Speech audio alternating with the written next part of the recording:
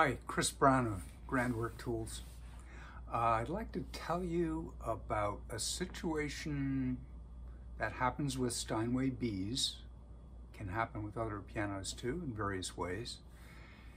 And it has to do with tilting hammers and the need for that and how to go about a best solution.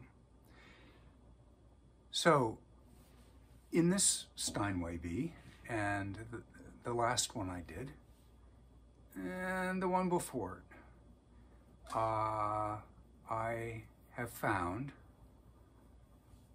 that when I space the hammers and travel them to vertical, that the tenor and treble sections space nicely, and the bass section, the hammers are way to the bass side of the target. And one solution would be to tilt the hammers, but tilting the hammers that much will make it very difficult to fit hammers to strings without misfiling the hammers. And once you've done that, it's going to make it so that the bounce that you get out of those hammers is not straight back to where it came from, but sort of circular, tries to be, goes up and then bounces off, and you end up with this stress on the centers, not great for repetition, not great for tone. So the solution I've come up with for me is to travel the hammers to vertical and to space the hammers at strike to vertical. And by the way, the A-graphs are set up for that. When you do that, they come out right. But the spacing is terrible. And okay, you could try just spacing the hammers to the treble, but they go right off the whip cushions. So the design of the boring of the rails has the hammers too far to the base when working vertically. But by making the hammers vertical in travel and in their arrival at the strings, and then retraveling them so that the retraveling tilts the hammer, but also the travel is affected. So it does the thing that you want from two directions that leaves you with, when the hammers are fit to the strings, a bounce that comes straight back to where it came from.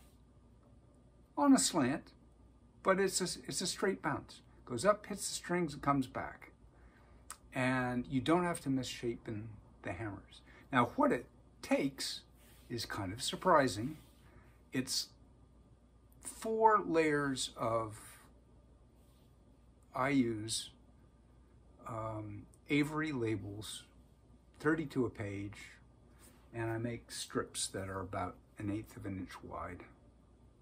You can just cut them, and then they peel off. And so 4 layers of this, with 2 layers going back far enough so that they are twisting the hammer as well. So you've got 3 things actually working. You've got, you're using the scallop and the flange, so 2 of the layers go all the way back over the scallop that is toward the hammer on the bass side. You're tilting it up. So when you turn it over, I'm going to show you. So here's what it looks like. And So this is, you know, as the hammer goes, this is on the base side of the hammer. I turn it up like this, so it's up like that when I'm holding the hammer with the hammer facing out like that. And 2 of the layers come back over the scallop, and the other 2 don't. But none of them go over the other scallop. So this is pulling the hammer this way, it's tilting the hammer that way, and it's traveling the hammer straight. And that combination just gives you the best that you can do. Hammers in a piano are a compromise. You know, they don't go straight up like this. They go on a curve. There are all kinds of things about the design that have little compromises built in. But this traveling solution maximizes the power, the repetition, your ability to have good tone, and it's a bit of work. You know, okay, so it's some extra work, but what are we after? You know, if it takes a bit of work to solve this anyway. If you're just tilting the hammers over, they don't need to be tilted over. This tilts them just enough.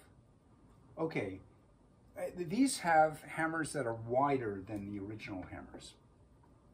It makes it a little bit tighter, but I'm following the process that Steinway used, which is instead of following the strings in the bass, the flare follows the strings in the tenor, and then it's straight in the melody sections and the high treble. But instead of following the strings, if you follow the strings, now you've got a problem where you have to tilt the hammers in order for them to clear, and maybe even then they don't clear. And that has to do with splitting the difference between strike and rest in terms of clearance. So, but it's not really needed when you use less of an angle, which Steinway does. And following that lead, you use less of an angle. It gives the Steinway bass sound that sort of bit of growl to it, because the strings, the hammer is striking the 2 strings of the bichords in slightly different places proportional to their length. Okay, so the next part of it is that you have to mate strings to hammers, my opinion, rather than misfile the hammers so they're a funny shape. They're shallower on one end and deeper on the other end. That is a problem tonally. It's a problem in terms of bounce. It's a problem in terms of wear. Okay, so I've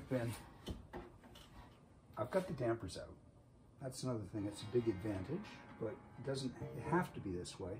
But in order to see the real spacing in this section, with the dampers in, it's just, forget it. You can't see what you're doing until the hammers are worn, then you know. But if you get the dampers out, at least of the bass section, you'll be able to see.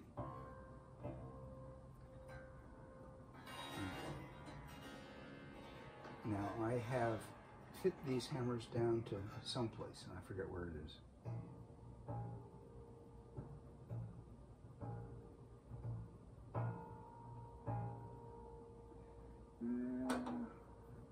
It's pretty close.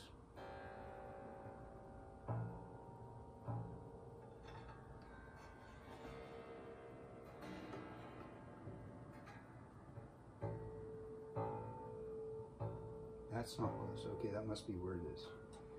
Now I'm lifting up on the bass side string. Needs a little bit more.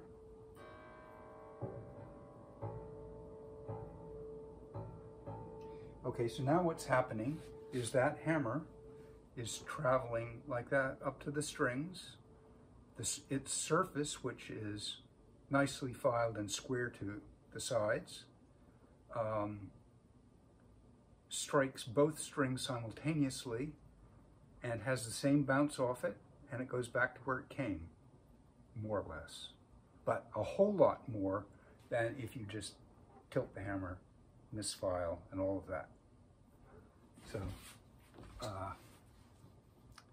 yeah, it's a little counterintuitive to go through all of that. Did Steinway do that? Well, I guess I need to. It's hard to analyze parts that are really worn, and people have been there before, and the last set of hammers on this had already been replaced by somebody. So, yeah, they had a solution. They designed it this way. They could have designed it so that everything went vertically and,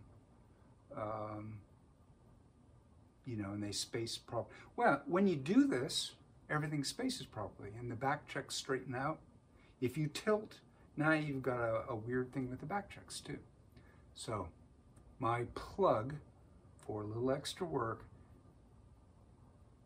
which actually saves you. It saves you voicing work.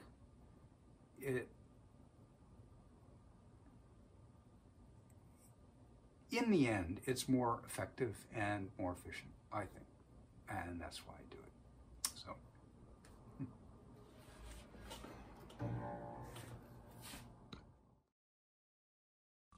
And please like, subscribe, or follow the link in the notes to my website.